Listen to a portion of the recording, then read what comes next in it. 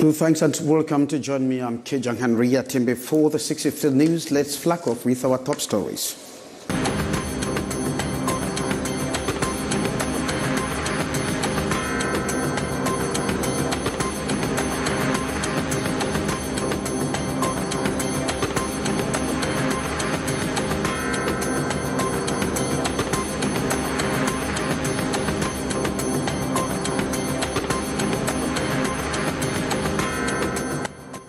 Artists and other entertainers on strike over 80 million francs rights payment.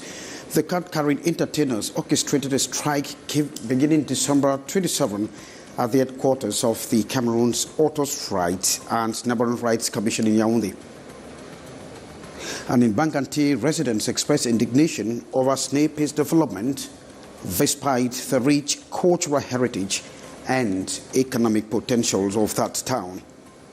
And over in Nigeria, mass burial for Plateau State attack victims. This will be coming up in this jiffy.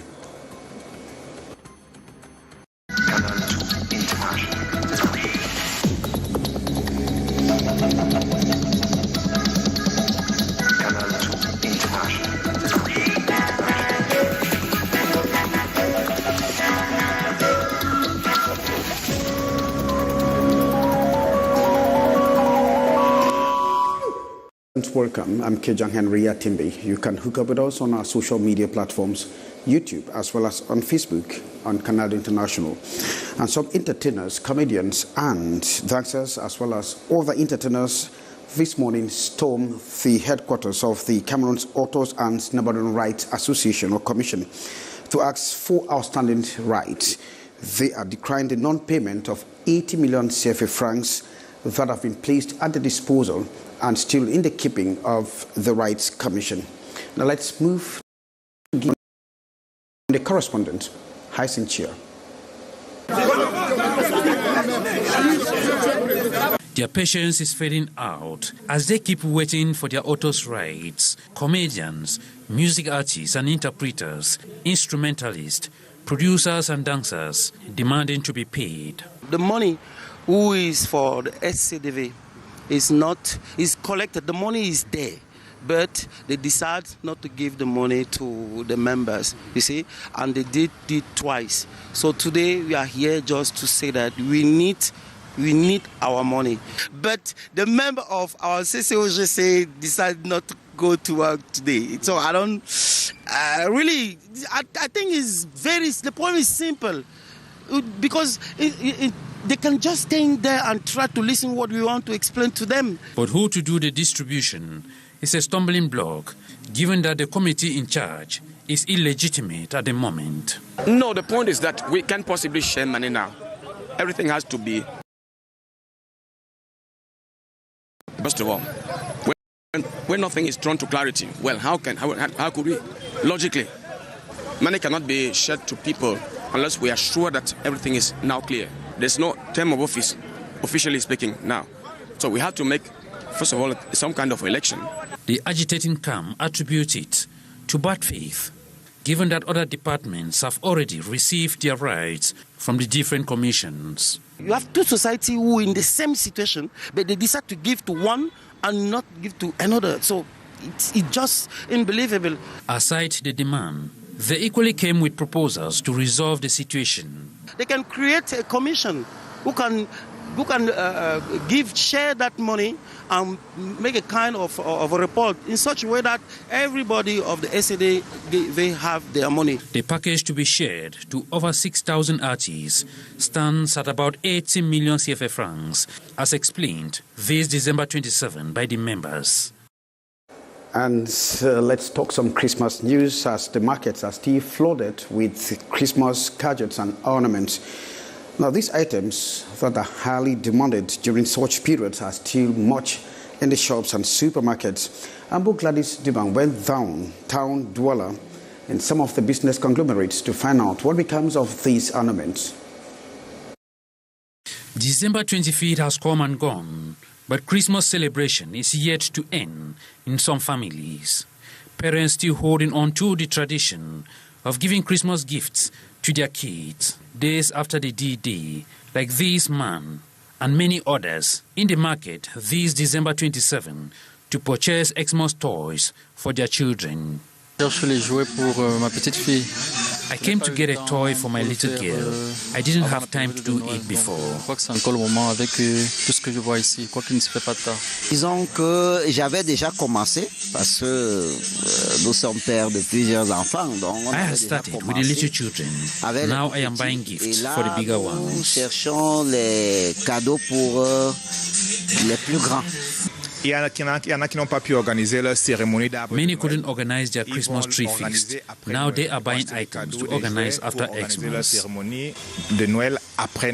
To others, Christmas is a thing of the past, and they are currently rushing to the market here at downtown Yaoundé to acquire items for the New Year feast. And as revealed by the sellers, highly solicited elements at the moment include pots, plates, refrigerators, shoes and clothes for adults.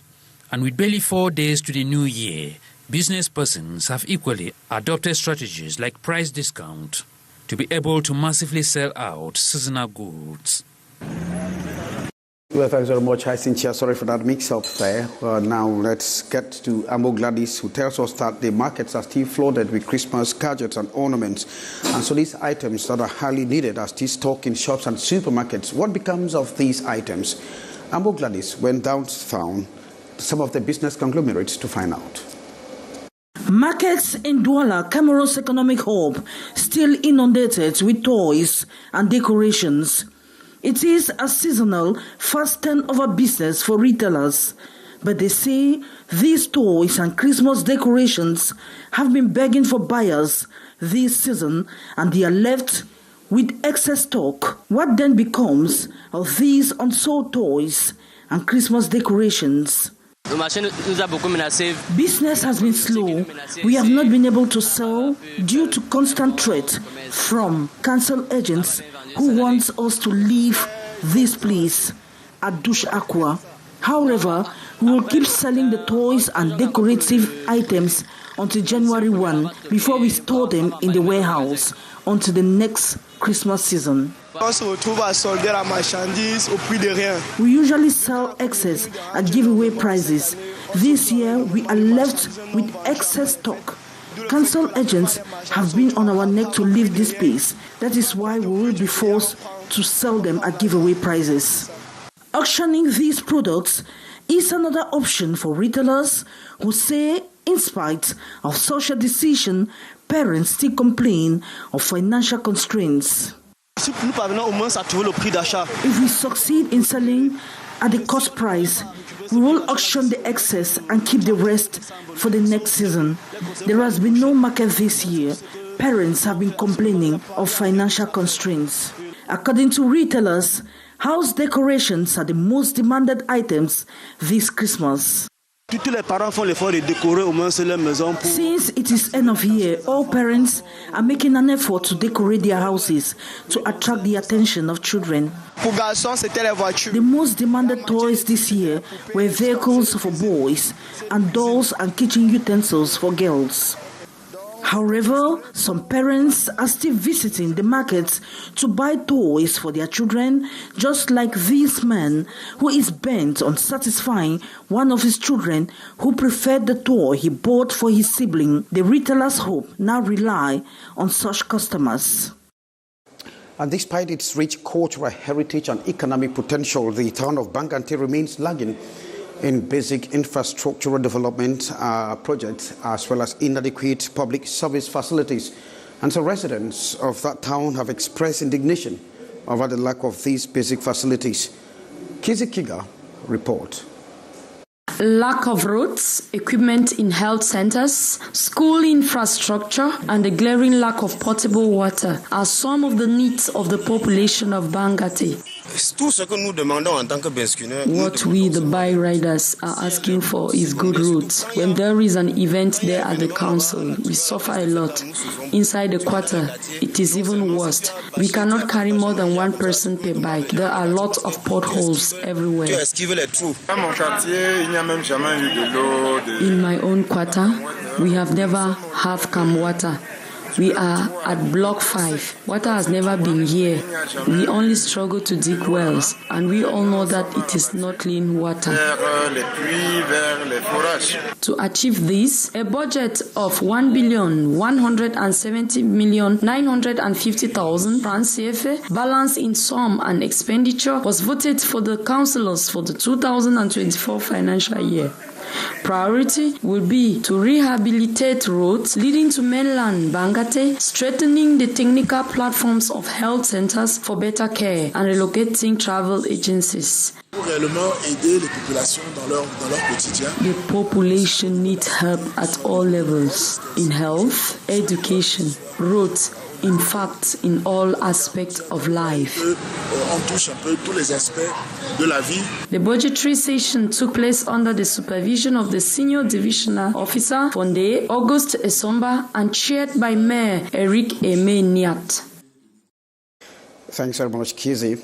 And the Cameroon Medical Council has set a new modus operandi that will guarantee financial probity. And so this announcement, was made during the installation of a new treasurer of that body in the person of Dr. Bihohong Christian. Now let's get the details from you, Sherifa Saleh. The new treasurer has been given matching orders to ensure probity in the management of the finances of the Medical Council, handing over the command button between the outgoing treasurer, Professor Kamdem Jimenye Felicite, and the incoming treasurer, Dr. Biholong Christian, is to rectify the financial documents of the Order of Medical Doctors. First and foremost, we have to think of our profession and kill our little egos, because after our personal lives, the profession continues. During this meeting in Douala, some resolutions were taken, some of which were organization of an extraordinary general meeting in 3 months dedicated concerning the issues of unemployment of young doctors, meeting with the Order of Pharmacists in January for the creation of a permanent communication platform. I think with the help of the Professor Kamdem, who is an elder of mine, and all the members of the council, we shall do our best and everything will go well, with the objective to focus on the well-being of doctors and Cameroonian population. The new treasurer has promised to follow the example of his predecessor in order to carry out his mission. Thanks, Sherifa.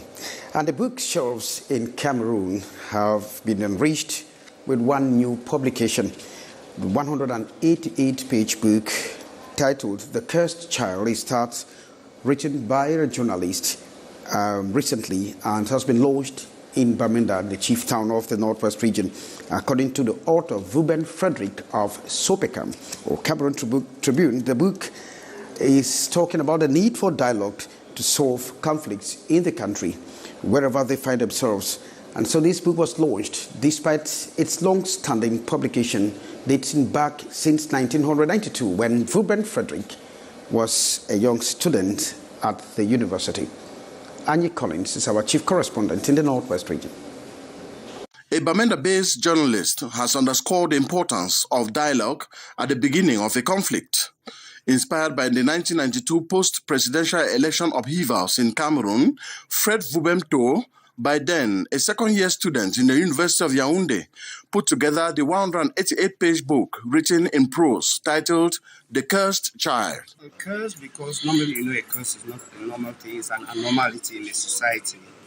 So it normally has to shaken somebody to think, but why curse? That is first we want to attract attention to what we are trying to say. A curse is not normally a good thing. And you want to find out who is cursed, why that person is cursed, and what can be done to remedy that curse. That's why we went in for this, because this book is like a gunshot in the crowd. We are trying to raise awareness. Split into 24 chapters, The Cursed Child was recently launched in Bamenda after a review presented by another journalist to a cross-section of society represented by those who squeeze time out of a busy Saturday schedule. We started by hearing the Children have Bollen, Mutake, John Kenyasin, and today we're talking about some other person. And maybe who has come in the new genre of literature, which will continue to be on and off. So I think that If you are here today, we're here today to be part of the launch of the book, to participate in it, to contribute to the success of the book, and to ensure that it will lead for prosperity. Before the arrival of the colonial masters, we had our own problems that needed to be resolved in our own communities, and that's why we had the Quay Fund. Well, thanks very much, Annie Collins. And in cultural page, US-based Cameroonian-born artist Francis Mbappe has revealed a tribute single to Manu Dibango. This was during a press listening session that took place in Yaoundé, in which the bassist says he has to keep the legacy of sax star Manu Dibango right deep in the memories of young Cameroonian artist. Beatrice Ngabo with the rest of the story.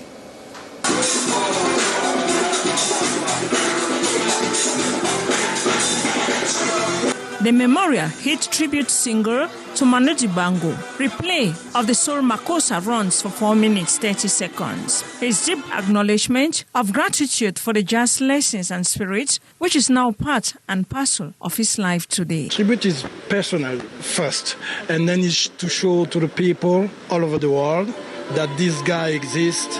This guy was very big. While at his base in New York, it dawned on him that Cameroonian, like deep African culture, have their place in music. Keeping Manu Dibango's legacy alive, the rich heritage he bequeathed, alongside others, packaged for young artists. Not to play jazz, but to play Cameroonian music, African music.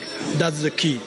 I didn't say they don't have to learn all the modern harmony or jazz or whatever, but the key is to play Cameroonian. His nostalgia, the content of this new album. I was talking about the ancestor, talking to the ancestor, about my mother, because when my mother passed away, I couldn't come because I was sick myself. Tracks on love, peace, generosity, communication with others.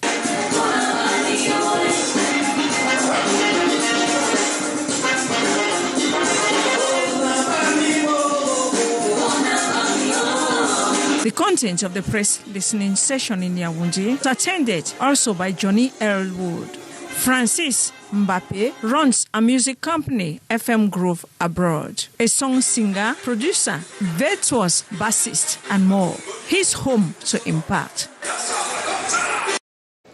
Well, thanks very much, Beatrice Ngamo. And scores of persons have been given or killed recently in an attack by bandits have been given a mass burial in Plateau State in Nigeria. The victims were buried or were killed during an attack, and this has sent shockwaves across Nigeria that is fighting terrorism in the country. And that was the curtain for the 6:50 news with me, Kejang Henry Atime, thanking you for being there. And of course, news and programs will continue on Canal International. From all of us, it's goodbye from me.